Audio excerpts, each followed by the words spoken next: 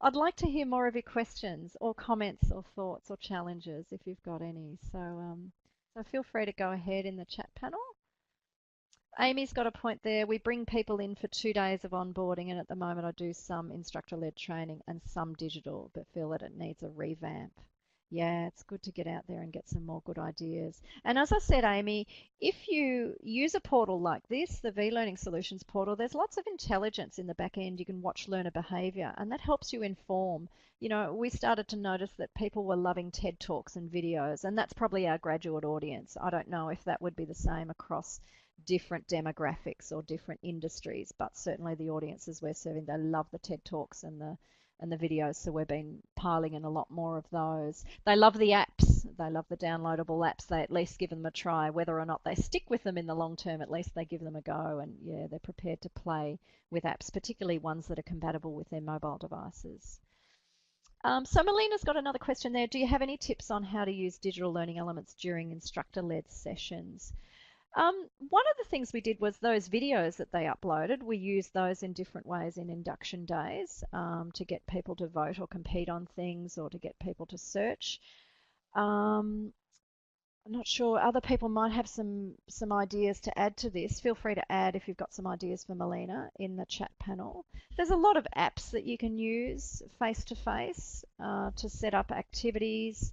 It depends on the size of group. So at one stage we did an induction for a group of 400 graduates face-to-face for a large bank in Australia, and we used one of those voting apps where you can poll and vote the audience that's in the room, so physically in the room. Most people have mobile devices these days and they carry them on the hip everywhere, so you can get them to quickly download an app and vote on things. You can do amazing races, great races and things run by apps. So all sorts of apps are a great way to combine digital with face-to-face. And Amy's got a great suggestion there. Thanks, Amy. Mentimeter. Mentimeter is great to add a digital element to ILT. I don't know that one, so I'll be investigating that one too. Thanks so much, Amy, for contributing. Lovely. John said we know an organisation that run a 9-week face-to-face induction for the call centre. Wow, not surprising they're looking at adding an online support for this. Yeah, and I'm finding, John, the same thing. A lot of organisations used to have quite extended induction periods and processes, and all of it done face to face and on site. And that's a long time before people are productive and in the workplace. So if you can start to put some of this information pre-onboarding, a little bit cheeky because they're not on the payroll yet, but like I say, they tend to adopt things that are digital without expecting to being paid a little bit more readily than when, depending on the industry. Some industries heavily unionized, but yeah, we're finding people are happy to opt in, and that may be a way to put it, to opt into some digital development or digital information or engagement prior to getting on the payroll, prior to the first day. Thanks, Melina. Another great suggestion. I've used Glacier in the past as well. Great. How would the portal be maintained? Would the organisation be able to handle the content themselves and run reports? Yes, certainly, Myrtle. Yeah, so I work for or work with an organisation called Fusion Graduate Consultancy in Australia, and we do it for organisations. We do the whole lot. However, there are other organisations that can subscribe to their own portal and manage their own portal, load the content, do all the administration, run reports. You don't have to be an IT person to do this stuff. I'm certainly not an IT person, not at all. I've got a learning and development marketing background, and yeah, easy to run reports. It's all quite user friendly. Amy's put 9 weeks. Ours is 2 days for our contact centre. Wow, chuck them in there. We need to just get them on the phones, training, shadowing, and then throw them in. Otherwise, the anxiety of answering the phone becomes very intense. Yeah.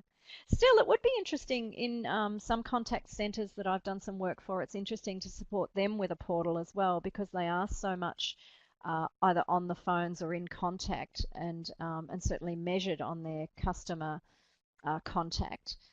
Digital supports them very well in terms of training. They don't have to step outside the workplace or step away from their desk to be able to engage in some sort of development, mentoring, all sorts of things. I'm a big fan of digital development portals and digital delivery mechanisms for contact centres as well, because I think it blends in with, it can be spaced out and blended in with the daily productivity and work that has to go on. It's not, you know, a big trip to the training room. The training room's on your device in front of you. Any apps for onboarding?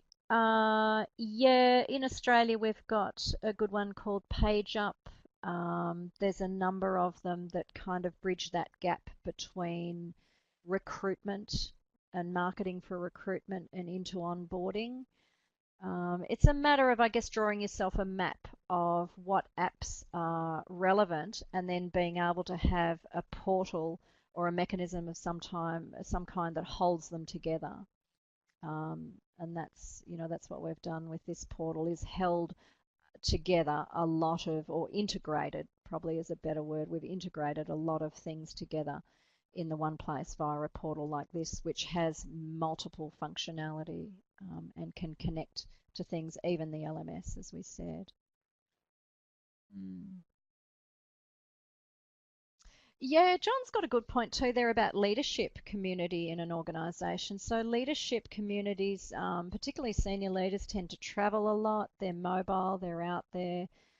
They need to be places rather than be in training rooms for instructor-led training. So I think another great application for a digital platform. Certainly if it came to sharing resources, ideas in a safe environment, in perhaps a private environment, a senior leadership sort of environment, Portal's a great place to do that. It's kind of a home place. It's a place to be able to um, share content and share development ideas, mentoring, and so forth. Peer-to-peer, yep, good idea. And feel free to chime in, Mark, if you've got any ideas as well.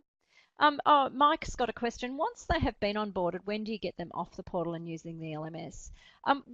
In a lot of organisations, they continue to use the portal, Mike. So LMS, I find, covers the whole enterprise and tends to be a giant database and recording system for everything.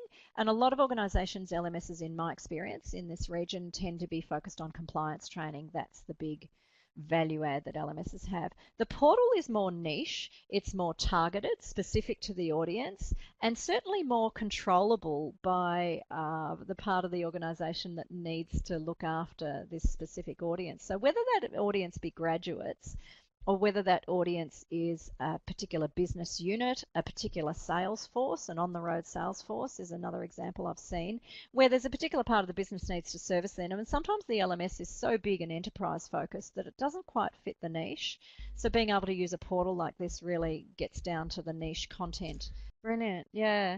And David, thanks for giving some ideas to Amy. So Amy's put a shout out there. Does anyone have any fresh ideas to encourage or incentivize engagement in online portals or LMS? So live polling's a great one, David, if you can hook up an app to do live polling, creating word clouds. Bite-sized videos, thanks Melina, that's a good one as well. Appearing weekly, yes, fresh content is what we've found to be the best engagement. So we've got a blog kind of functionality on one of our portals that we add content daily. We call it the wall, and on the wall every day, and we've got the image of a graffiti on the wall, so to indicate that things are updating, changing. It's quite earthy and curated daily.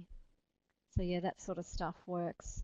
I think also getting the learners to do the work has been my big learning, getting them to create the 20, 30-second video and upload it, and everybody gets interested and curious about that, rather than always putting formal content, rather than always one way from the enterprise to the participant or to the audience. Getting the audience to create, to discuss, to upload, to share what their favourite TED Talks are, things like that. And that's a good one too, Myrtle. Talks from various senior people in the organisation. Yeah, on the welcome page of every individual. Brilliant. A lot of new recruits do wish to hear the thoughts and just eyeball the senior people in the organisation. So a couple of different ways you can get them to create informal videos as well, not the studio produced variety where they put on a shirt and tie and makeup, but holding a handheld device and get them to role model creating an ad hoc video, making a comment or a thought about something. That's a good way. Or having them live on a webinar is even better, where you can interview them and get some multi-way communications going, chuck some questions their way. Certainly our graduates onboarding to an organisation love to have somebody like the Chief Financial Officer on or the Chief Economist we got from one of the banks on a live video so that they can ask them all sorts of intelligent Cheryl, questions. There's nothing more that the graduates want than to sorry, appear Cheryl, just before you say intelligent that, to there's a the sub chief point to your economist at the previous bank there around the because they chief are so exec intelligent. and coming on a live broadcast. That's a Malena's got a quick, good rapid idea way there of as well. creating great Yeah, learning nice. content as well, because you can record that, and those that don't attend on the day, obviously it's a brilliant video recording you can put into to your portal, into your LMS, and provide that as an asset for people. So it's rapid content creation. Content tends to be king in terms of attracting people to the old what's in it for me to get in and engage with any type of system, be it an LMS, a portal. It's really, what am I going to get from it? What's my return for spending that time to get in? So, if you've got plenty of experts around the Absolutely. organization, it doesn't have to be the chief exec. We're talking about, somebody who's a real mastermind on particular product sets. You've got a fantastic marketing guru, whoever it might be, who's the really all paths lead to that person. Then why not record them? Even if you can't get people together, get them in, record them, capture their knowledge, and then put that out there. So it's a sort of really great way of rapid content creation. Absolutely. Like a Skype for Business or something like this, Adobe Connect, WebEx, whatever you got access to is a great way to, yeah, run a little interview and create an informal video that then becomes content. And the more content you have available, the more variety you're offering. I agree. That's fantastic. Melina's just spurred another thought for me too. She was responding to Amy saying a pre-learning questionnaire which whets their appetite to learn more. Questionnaires are great. We've found with our audiences quizzes, they really like those pop quizzes where there's multiple choice and you select, A, B, C, or D through about 20 questions. And then you get a kind of a diagnostic. It says, oh, you're a this type, this personality type, or a that type of negotiator or whatever. We've found them quite popular. People probably wouldn't admit face to face that they like doing that kind of thing, but people can't help but start clicking on the things and just see what comes out because it's just them and the quiz going together. In fact, I just did one today online. Gretchen Rubin, who wrote about happiness. Gretchen Rubin, she's done one recently, a new book on productivity, and I got sucked in today. I was just doing some web browsing, got sucked into doing her little pop quiz to determine which type of person you are which type you are when it comes to productivity. And you get that little bit of feedback. You're a questioner rather than a negotiator or something. I tend to question everything. So things like that can be engaging digitally because you complete the questions with the promise of a bit of feedback that may or may not be meaningful, but it gets you in.